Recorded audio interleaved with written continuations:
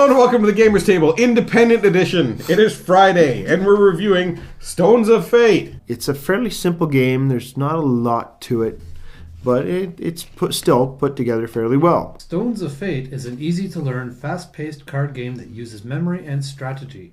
Peek at cards, place your stones, and flip cards to control your destiny. It's a good, solid game as it is. It's maybe a little light on the complexity. It's definitely a very, very pretty looking game. So you start the game with a 3x3 grid in a 3-player game. I think the grid size changes depending on the number of players, but in the game we played, a 3-player, it's a 3x3 grid. Yeah. All the cards are face up. You got a nice handy dandy reference card here. It tells you what the symbols on the cards mean. There's your stones. Lots of nice colorful little gems. Everybody gets 5 of them. You have suits, particular suits, and there are some cards, not too many, but there are some that have abilities that will go along with either the suits or whatever, Like, say when you win this card, you may move any 3 fate stones, like there are little stones here, and any. So it could be your opponents and stuff too. Many of the cards, if I could find ones that weren't friggin' green, have symbols in one or several of the sides and a point value on them. Some of them also have powers that happen maybe when you flip the card over, maybe when you win the card. And the different powers are all explained there. On your nice player reference card. And that's how you claim the cards. And at the end of the game, you're going to add up your total points, and the person with the highest points wins the game. Very simple game. So you set up the grid face up so everyone gets to see the cards and how they work. And then once everyone has a good look at them, you turn them all face down, then your memory has to come into play at that point. You're placing your gems to hopefully gain control of the cards that are worth lots of points. When you choose to flip this particular card, whoever's got the most gems on these 3 sides will win the card. In the case of a tie, nobody wins. Right. Really, the memory only really comes into it at the very start of the game when you've flipped over all the face up or flipped back down all the face up cards.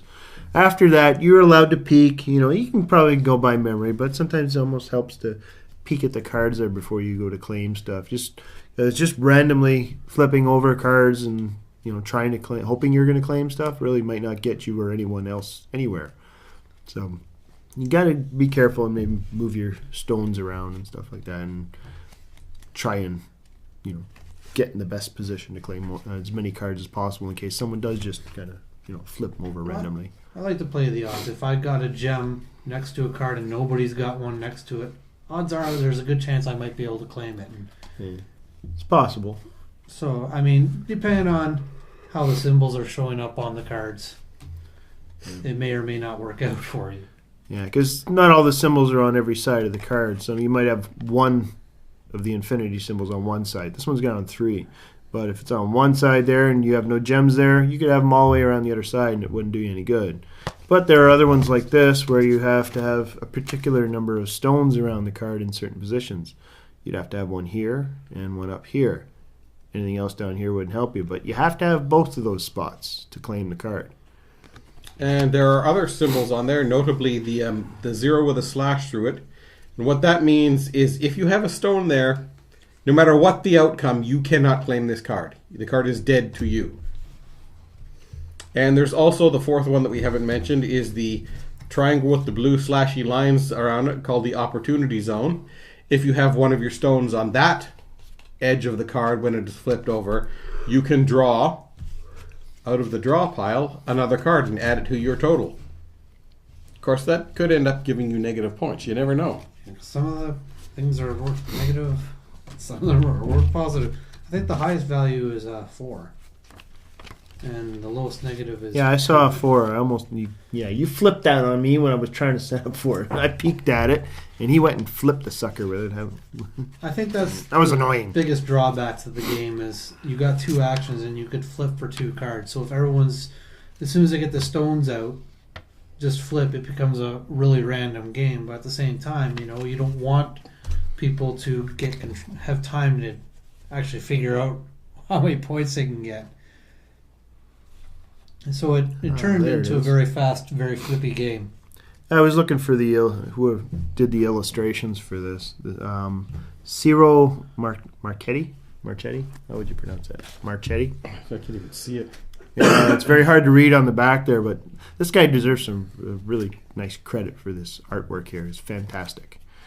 Very highly detailed. And it's for a very simple, game. You put a lot of effort into this artwork.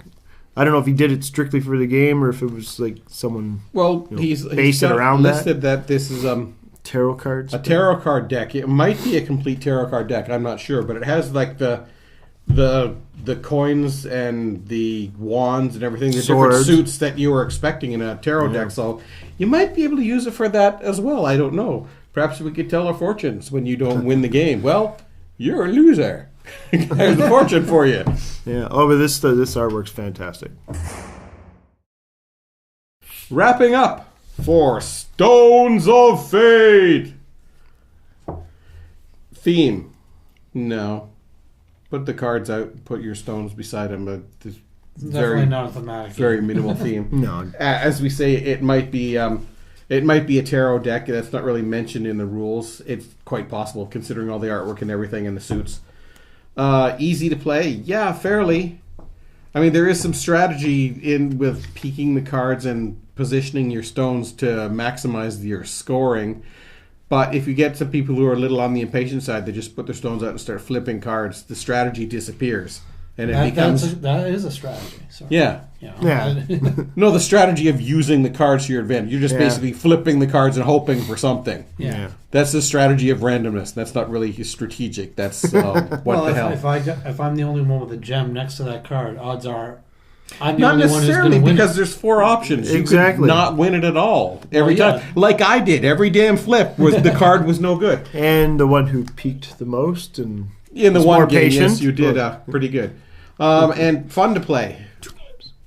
Because that lack of strategic ability and the randomness that goes to it, it's not as fun as it should be, because it can just be, well, you flipped over the card just before I got ready. I was setting up for the strike, and now I can't get it, and I didn't get any points. You didn't get any points, but neither did I. And you got 2 points, and I got 1, and the game's sort of sitting at 2-1, and nobody can get ahead, and hooray. Based on my criteria, I have to give Stones of Fate a 5. There's some things that I would like to see change in this game that I think if you could use a stone to put down on top of a card so no one would be able to flip or peek at it except for you, that would be another use of the power stones, and maybe an action point system where you'd have 7 points. It would cost 4 points to flip a card, 2 to flip a stone, 1 to peek, or something like that. Might work out a little bit better. It might mitigate some of the just, okay, I got some gems down, I'm just going to start flipping and hope. I give Stones of Fate a 6. Yeah, another thing that I thought maybe might help, I don't know if one of these guys read the rules. I haven't read it myself yet, but it was Chris, I think, explained the game to us. But yeah, I don't think it's in there. But if you could limit the flipping to cards that you actually have gems beside, and not going and flipping cards where you're not at, you don't have gems beside them, that would probably limit the that gets rid of some douchebaggery. too. Just you mean the douchebaggery? Hey, I think he's ready to flip a card there, and no, I'm just going to flip it myself before he's ready or something. It's like, well. With that, and with the simplicity of the game, it's a little too simple for me. I think it's more of a family game, from my opinion here, not for more, I guess, advanced gamers or anything like that. The artwork is fantastic. They dress the game up wonderfully, which always helps. It helps a bit. You get a game you like. It'd be nice if it looked good too. And the quality, you get the nice gems here. Nice handy player reference card. But again, the simplicity of the game, I just could maybe see this as a filler the odd time for me, but I don't think it'd be something I'd want to pick up or request too often. Now, there is a little warning on the box. There are some depictions of nudity in here. Not a lot. It's the odd one, but it's all tastefully done. Nothing ridiculous or anything that I'd really worry too much about a family seeing or anything like that. It is all beautiful artwork. Now, it is a fairly simple game, so it is dressed up quite well for such a simple game. I think maybe they might want to put more this kind of effort into a much larger game or something like that. But for a simple game, yeah, it's almost overdone. But it doesn't really make much of a difference in my score because I'm basing it on replayability and the simplicity of the game, which to me isn't all that great. Just going to give it a 6 because I just don't see myself wanting to play it a lot, and it is a little too simple for me. So that's it for this episode of the Gamers Table Independent Edition. Tune in next week, maybe, where we will review another game. Maybe. Because that's what we do. Sometimes. Maybe, yes. Maybe. Yeah, 60 plus hours a week. It's not going to happen as often. I think you could see it in his eyes. We'll get a close-up in component vision of his eyes here. He's tired.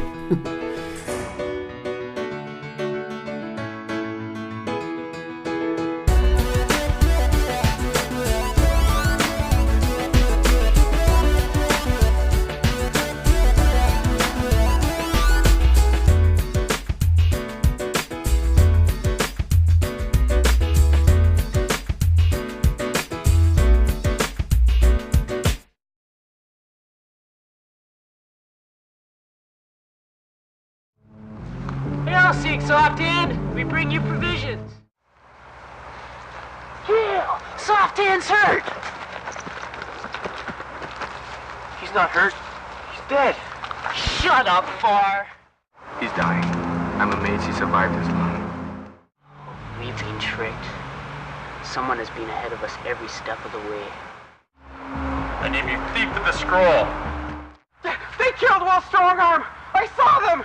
Oh, I'm sure they'll try for me next! Trace? Blackwings? Oh, Simeon! Why did you have to take everyone from me? Ah!